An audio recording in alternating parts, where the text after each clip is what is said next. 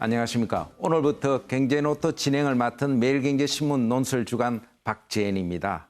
지난주 막을 내린 세계 지식포럼에서 가장 인기를 끈 세션은 4차 산업혁명 관련 강연이었습니다.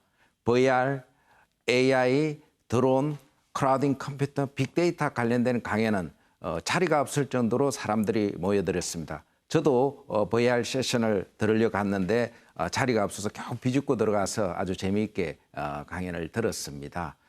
이번 세계 지식 포럼의 핵심은 역시 변화, 체인지입니다. 그리고 변화의 속도가 너무나 빠르다는 겁니다. 그래서 오늘 신행규 모바일부 기자와 함께 4차 산업혁명에 대해서 좀 알아보도록 하겠습니다. 그리고 이번에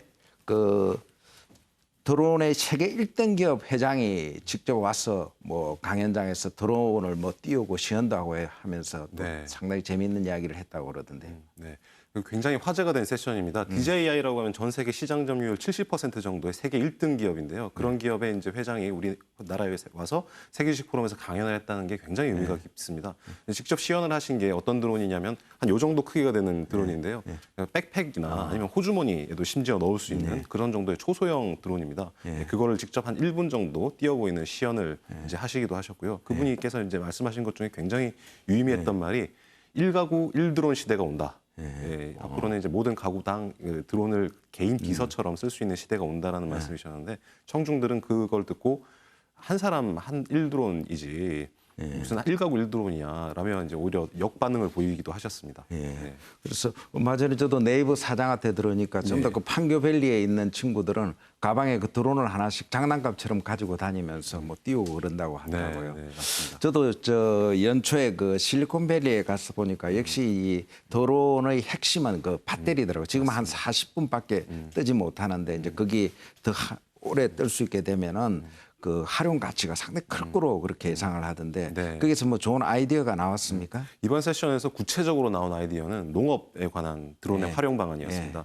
드론을 가지고 이제 농약 살포를 하는데 드론을 활용하게 될 경우에 일반 사람들이 이렇게 뿌리는 거에 비해서는 한 40에서 60배 정도 효율이 증가를 하고요. 헬기를 띄워서 농약을 살포하는 거에 비해서는 한 100배 정도 가격이 싸다라는 아이디어가 이제 제시가 됐습니다. 그래서 농업에 있어서 드론의 활용이 굉장히 많이 될 것 같고요. 사람이 못 가는 지역을 탐사할 수 있는 3D 이렇게 스캐닝 기능이랄지요. 그리고 또 피자 딜리버리 같은 음식 배달 기능에 드론이 활용될 수 있다라는 아이디어가 이번에 제시가 됐습니다. 조금 AI 이야기 하겠습니다. 물론 알파고 때문에 우리 인공지능의 무서운 능력을 봤는데 이번에 그 슈퍼 AI라는 그런 말이 좀 생소한 이야기가 나왔어요. 맞습니다. 저도 처음 들어보는 개념이었는데요. 이제 페드로 도밍고스 미국 워싱턴대 교수께서 하신 말씀입니다. 이분은 인공지능의 세계 최고의 권위자라고 알려져 계시고요. 이분이 세계지식 포럼에 오신 것도 굉장히 의미 있는 일이었습니다.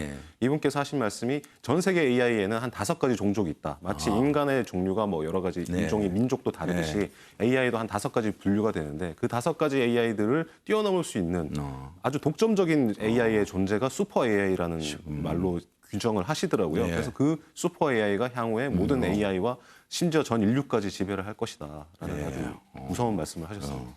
그리고 인공지능의 진화에 대한 최근에 좀 재미있는 사례가 좀 있었어요. 그것도 이번 세계지식 포럼에서 소개가 됐습니다. IBM의 왓슨이라고 흔히 많이 들어보셨을 겁니다. 그 사업을 담당하시는 닐 이스포드라는 IBM의 담당 사장이 이제 오셔서 강연하셨는데 본인들께서 직접 해보셨다고 해요. 그 마스테라라는 패션 브랜드랑 자기가 이제 IBM의 왓슨이랑 협업을 해가지고 드레스를 하나 만들었는데. 청중들이 패션쇼를 보는 청중들이 실제로 트위터를 어떻게 하느냐에 따라서 이 드레스가 청중들의 반응을 판단을 하고 자기의 색깔을 바꾸는 그런 신개념의 드레스까지 시연을 했다라고 소개를 했습니다. 그리고 제가 VR 세션을 직접 들었는데 그 한 연사가 그런 이야기를 했어요. 메뉴 축구 팬이 한 6억 5천만이 되는데 그 한 10% 되는 5억 5천만 정도만 직접 축구장에 가지 않고 VR을 통해서 직접 간 것 같은 그런 걸 느낄 수 있으면 엄청난 시장이 있는 거 아니냐 그런 이야기를 했습니다. 실제로 그 맨체스터 유나이티드의 연간 회원권이 제가 알기로 한 100만 원 정도 하는 걸로 알고 있습니다. 가장 비싼 건 한 300만 원, 200만 원까지도 하는데요. 그런 그 회원권 시장을 만약에 VR 시장으로 가져오게 된다면 그 시장의 규모라는 건 상상을 할 수가 없는 것이죠. 실제로 지금 영국에서는 윈블던 테니스 경기를 VR로 일부 시연하는 그런 테스트까지 한 걸로 알고 있습니다. 미국의 또 넷플릭스랄지 유명한 미디어 회사들은 이미 다 그런 계획들을 가지고 있는 걸로 알고 있고요. 그런 계획들도 이번에 소개가 됐습니다. 세계 주식 포럼에서. 그리고 이번에 호모 사피엔스 2.0이라는 뭐 단어가 예. 나왔는데 어떤 네. 의미입니까? 세계 지식 포럼의 집행위원장이신 장대한 매일경제 미디어그룹 회장께서 제시하신 발언입니다. 그러니까 이게 기계가 인간의 직업을 앗아갈 것이라는 우려가 굉장히 커지고 있는데 단순히 그렇게 기계가 모든 걸 뺏어갈 것이라는 거에 대해서 두려워하지 말자. 인간과 기계가 공존할 수 있는 경제적으로 공존할 수 있는 세상을 만들자라는 거대한 비전을 제시를 하셨던 거고요. 거기에 이번에 세계지식 포럼에서 참여했던 유명 석학들이 또 굉장히 동의를 했습니다. 그래서 심지어 페드로 도밍고스 교수는 그 기계가 모든 인간의 직업을 앗아갈 것이라는 기대를 하는 것은 매우 몰상식한 발언이고 어떻게 보면은 무지한 발언이다. 오히려 기계가 인간을 보완하고 함께 살아갈 수 있는 세상의 미래가 그게 우리가 지금 지향하고 있는 미래가 아니냐라는 말씀을 하셔서 호모 사피엔스 2.0이라는 아젠다가 굉장히 석학들의 동의를 많이 받은 아젠다입니다. 그렇습니까? 그리고 마지막으로 그 우버가 자율 주행차를 도입한다고 해서 상당히 화제가 되고 있는데 그래서 이 미래 그 자율 주행차에 대한 어떤 키워드가 좀 나왔습니까? 네, 예.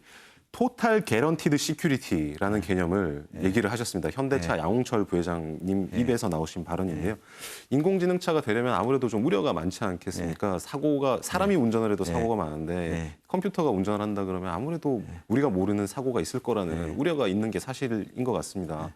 그래서 그런 우려들을 불식할 수 있는 아주 완벽한 안정성이 보장이 돼야만 자율주행차는 미래가 그 시장이 크게 열릴 것이다. 그래서 그 안전에 대한 게 첫 번째다라는 말씀이셨습니다. 네, 그래서 그 문제를 먼저 해결해야 된다. 예, 좋은 이야기 감사합니다. 감사합니다. 다보스 포럼의 창시자이자 4차 산업혁명의 하두를 던진 슈밥 회장이 한국을 방문했습니다. 어제 정치인들을 만나는 자리에서 아주 따끔한 한마디를 했습니다. 끝을 고집하는 정당은 망하고 변화의 문을 여는 정당은 살아남는다는 말을 했습니다. 정말 귀담아 들어야 될 말인 것 같습니다. 박지현의 경제노트였습니다. 감사합니다.